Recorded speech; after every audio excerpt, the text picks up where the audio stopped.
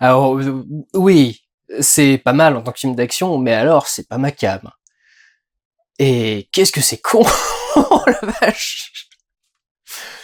Bonjour tout le monde, il va être question dans ce vlog de Hitman and Bodyguard, réalisé par Patrick Hughes, le réalisateur de Expendables 3, par exemple, et d'un film qui s'appelait Red Hill, et que j'ai jamais vu, qui s'appelle à l'origine The Hitman's Bodyguard, puisque le scénario de ce film, c'est que un tueur à gages joué par Samuel L. Jackson doit témoigner contre un criminel de guerre biélorusse, a priori le chef du pays, manifestement, qui a été arrêté par la communauté internationale, et qui est jugé en principe à Amsterdam, à La Hague, le tribunal des crimes contre l'humanité.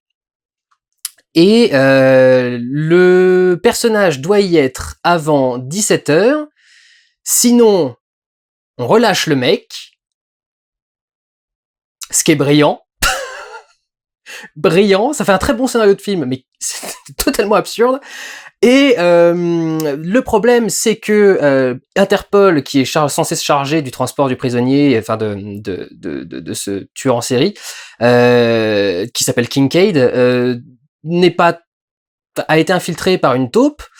Et donc, pour réussir à faire en sorte que Kincaid arrive au tribunal à la bonne heure, une agente de Interpol, jouée par Elodie Yang, une actrice française, c'est pour ça que je le précise, va appeler son ex, un garde du corps, qui est celui qui est joué par Ryan Reynolds, je viens enfin de retenir son nom, il s'appelle Michael Brice, et le problème qu'elle ne savait pas, c'est que Brice et Kincaid se connaissent parce que Kincaid essaye de buter Brice depuis des années. On sait jamais pourquoi exactement dans le film, à vrai dire. On a l'impression que c'est juste un jeu pour lui.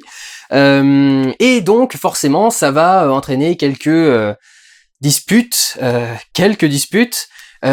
pour finir bien sûr en buddy movie. C'est sympa au niveau des scènes d'action, hein. Mais c'est complètement débile. Enfin, et pourtant, non, c'est pas complètement débile, parce qu'il y a quelques petits points qui passent bien, mais alors quand même, le film où, d'un seul coup, tu vois sur un plan de caméra que dans une cellule de prison, il y avait une grosse depuis 1 heure et qu'elle se met à péter parce qu'elle a peur. Enfin, le niveau du film va pas très très haut, quoi. Je vous ai parlé déjà du principe du procès, c'est-à-dire qu'il y a un mec qui doit venir témoigner à 17h, à 17h-5, les gens commencent déjà à dire « Bon, il n'est pas là, on va pouvoir y aller, enfin, vous allez pouvoir relâcher mon client. » Tu fais « Mais vous êtes sérieux ?» C'est-à-dire que le mec doit arriver à 17h-10, et genre, s'il est un tout petit peu en retard, vous relâchez un mec qui, clairement, est un criminel de guerre, qui est accusé d'avoir fait des massacres dans son pays, des génocides, et bien évidemment de la manipulation politique, des pressions politiques. Et c'est là que j'ai commencé à me dire que le film était un peu con, c'est que il y a un mec qui vient témoigner au procès et qui dit voilà cet homme, le président du pays, a assassiné ma femme et mon fils en face de moi. On voit même la scène en flashback pour que ça nous présente qui est le personnage avant d'avoir le procès. Et à la fin du procès, il y a le mec qui défend donc le dictateur biélorusse, donc l'avocat qui se lève et qui fait je m'oppose à ce témoignage qui ne peut pas être reçu parce qu'il n'y a pas de preuves. Alors déjà, le mec attend la fin du témoignage pour dire ça. Et le pire, c'est que la juge fait « Très bien, retenu ». Et tu fais « Excusez-moi, sa femme et son fils sont toujours morts. Et pas de cause naturelle. Donc, vous êtes gentil, mais... Alors, peut-être qu'il y a un défaut de preuve matérielle, mais il me semble que quand on est dans ce genre de procès, c'est pas vraiment le genre de choses qui pose tant de... Enfin... Qui pourrait complètement laisser tomber le procès et carrément renvoyer le mec dans son pays pour qu'il puisse reprendre son poste. Enfin, c'est un petit peu space tout de même, je trouve, cette façon de procéder. Après, je ne suis pas un expert juridique. Peut-être que ça ne se passe pas comme ça. Je trouve quand même que c'est très con et très facile. C'est pas possible, la loi est très conne parfois, mais pour des problèmes de ce genre, je trouve que quand même c'est très pratique d'avoir un système qui fonctionne comme ça, et qui vraiment, je vous dis, enfin, il est 7h-10, les mecs sont déjà « Votre honneur, je pense qu'il faut admettre maintenant que le témoin ne viendra plus. » Il est censé arriver dans 10 minutes. il est censé arriver à 17h. Donc pourquoi est-ce qu'à 17h moins 10, déjà tout le monde est déjà dans la salle, et pourquoi tout le monde est déjà... Oh, regardez sa montre. Qu'est-ce qu'il fait? Il est pas là, etc. Non. Non. Quand même. Pas aussi vite. Pas comme ça. Enfin, je veux dire, même si le mec ne venait pas à un jour précis, il pourrait quand même revenir le lendemain. Ce serait pas monstrueux. Enfin, je vois pas ce qui irait pas dans la procédure ni quoi que ce soit. Donc, il a été appelé à 17h. Il n'y a pas eu de problème ni quoi que ce soit. Puis c'est pas un impératif. Enfin, on nous dit que si lui ne vient pas, le mec va être envoyé. Mais tu fais, s'il vient pas, vous pouvez l'interroger plus tard. Ça veut pas dire qu'il y a y a rien qui vous paraît étrange dans tout ça, putain. Donc voilà, je trouve que ça reste un film très très con, qui traite bêtement beaucoup de choses. Tout est tellement direct, montré direct. Enfin, je veux dire, la taupe, on sait qui c'est dès le début du film. Il y a même pas cette petite interrogation là. Alors c'est pas le but de ce genre de film, c'est pas une enquête. Le but, c'est de faire de l'action. Donc on voit qui est la taupe dès le début pour que la taupe puisse envoyer les mecs à son dos et qu'on sache d'où ça vient. Mais ça veut dire que l'histoire est quand même pas très très profonde. Il passe le film à s'insulter et à parler comme des charretiers pour que dalle, et à se gueuler dessus, et à ne pas s'écouter, et à machin, etc. Et je trouve ça plutôt difficile à supporter que véritablement intéressant, ou constructif, ou fun à regarder, ou quoi que ce soit. Mais c'est fait exprès, on ne demande pas au film d'être plus intelligent que ça, et certaines choses fonctionnent. Je suis pas fan de la relation qui se développe entre les deux personnages de Brice et de Kincaid. Je suis beaucoup plus fan par contre de la femme de Kincaid, qui est jouée par Salma Hayek et qui est... Alors, en fait j'ai eu beaucoup de mal au début, mais petit à petit, au fur et à mesure des scènes, j'ai commencé à trouver le personnage intéressant et attachant, en particulier quand on découvre par flashback comment est-ce que elle et Kincaid se sont rencontrés. Et c'était pour le coup à mourir de rire, et c'était vraiment très bien fait. Et l'histoire du coup entre les deux personnages devient touchante, devient un peu profonde et devient intéressante. Mais là aussi, il joue un peu beaucoup dessus, quoi. Je veux dire, pareil, Brice essaye absolument de récupérer sa nana, qui est donc Elodie Yung, dont je dois dire que je suis littéralement en train de tomber amoureux. Enfin, cette nana est déjà ultra douée dans tout ce qu'elle joue, mais en plus, elle joue que dans des super trucs et dans des super productions, elle a toujours des putains de rôles, donc vraiment, parfait, meuf, parfait. Et le film donc tourne beaucoup sur ces espèces d'histoires romantiques, un peu foireuses, dont les deux personnages parlent entre eux avec un langage de charretier, etc., etc. Et pour moi, je trouve ça lourdingue. Personnellement, je trouve les rapports entre les personnages lourdingues et je les trouve un peu bêtes et je trouve pas ça très cool. Cela dit, l'intérêt principal d'un film d'action, c'est l'action, et l'action est plutôt bien filmée à partir de la moitié du film. Parce que tout au début, je trouvais que le film était même chiant, quoi. Je trouvais que le film était pas terrible. Et pour vous donner un exemple, le générique de début, tout le générique est en split screen, et on voit le personnage de Brice se préparer à aller une journée de travail. Le truc, c'est que j'ai eu l'impression que c'était le début d'un épisode de série télé. Comme si le montage partait du principe qu'on connaissait déjà le personnage, parce qu'il insiste tellement peu sur les choses que je comprends même pas pourquoi le film essaye de me montrer ces trucs-là. Par exemple, on le voit au début du film en train de s'habiller. On le voit dans sa belle maison, en train de se réveiller, s'habiller, faire son truc, et tout ça avec un montage en split screen, avec sur un côté le mec qui rentre dans sa voiture, sur l'autre la ceinture qui s'attache, sur la troisième la clé qui tourne dans le truc, et tout ça qui démarre, et rien fait classe, parce qu'en fait pendant tous ces plans-là, on filme pas de personnage précis, par exemple. Genre le personnage on est censé suivre le personnage de Brice pendant toute cette séquence, on ne le voit pas. Presque jamais. Presque dans... je sais pas, il doit être visible dans 3 plans maximum, on voit vraiment son visage, on doit vraiment faire un truc. Et comme c'est du split screen et que tout est mélangé en même temps, et que le film est pas... le début est pas super sympa avec une lumière de ouf qui ferait des trucs sympas. Non, c'est juste un mec dans sa maison qui se réveille un matin et qui se fait à manger et qui se casse.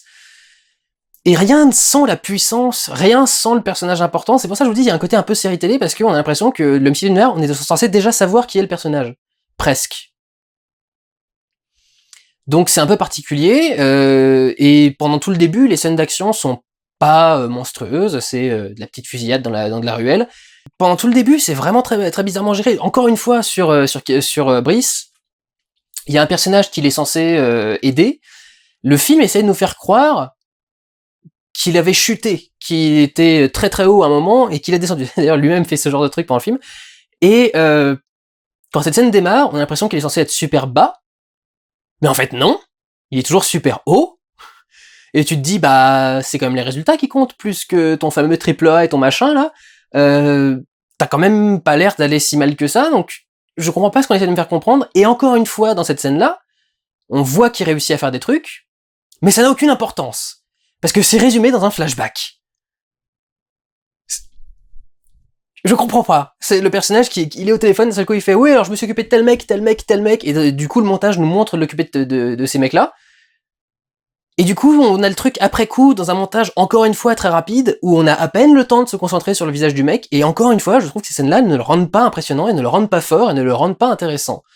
C'est bizarrement géré, mais pendant tout le début, franchement, je trouvais que les personnages étaient pas intéressants à suivre, et que je pensais aller me faire profondément chier. Plus tard, le film devient vraiment intéressant, et je dois dire que c'est quand il arrive vraiment à Amsterdam que là, ça devient ouf. Les scènes de course-poursuite à Amsterdam sont dingues, sont incroyablement bien filmées, les décors deviennent du coup géniaux, mais en plus, les décors sont très beaux, puisque Amsterdam, c'est de ce que j'en ai vu dans les films, c'est une très jolie ville, mais ils profitent du coup de cette ville pour faire des cascades particulières, genre les courses-poursuites autour des canaux, du canal qui traverse la rue, etc., et de la ville, des ponts et des petites ruelles, etc. Et chaque truc est utilisé pour y en plafonner une bagnole, pour qu'une moto tombe sur un truc, pour qu'il y ait un machin qui roule juste au bord d'un truc. Le canal est utilisé pour qu'un personnage soit en bateau dedans et tout. Donc, enfin, vraiment, les scènes d'action, quand on arrive à Amsterdam, deviennent absolument dingues. Et là, vraiment, elles deviennent cool. Un petit truc de mise en scène, d'ailleurs, par rapport à Amsterdam, je ne sais pas quel est le sens véritable de ce choix, mais il me semble bien qu'à chaque fois qu'on est à Amsterdam, la lentille est étrangement opaque, ou un petit peu sale, vous voyez, et du coup ça fait des reflets un peu fat et assez dégueulasses quand il y a certaines lumières, mais globalement quand il y a un peu de lumière, ça fait un espèce d'effet, vous savez, soap, un peu comme les soaps américains, les séries américaines, genre Les Feux de l'amour et tout dans ce genre-là, qui ont une espèce d'image un petit peu floue, qui un peu brumeuse. Je ne sais pas pourquoi. Spécifiquement sur Amsterdam, les images sont un peu brumeuses. Quel est le sens caché de ce truc de mise en scène? Je ne saurais dire. En revanche, le film reste rempli d'absurdités, même dans ce passage-là, parce qu'à un moment, on a une énorme scène d'action où les deux personnages sont séparés, Kincaid et Brice, et tu ne sais pas comment, parce que chacun est vraiment parti dans une direction complètement opposée, ils ont pas de portable, ils ont aucun moyen de se contacter, etc. Mais, à la fin de la scène d'action de Brice, Kincaid débarque en bagnole, et fait ouais, c'est bon, tu montes ?» Et tu regardes le film, tu fais « Comment tu savais qu'il serait là? Comment pouvais-tu savoir qu'il serait à cet endroit? Ça n'a aucun sens. Aucun.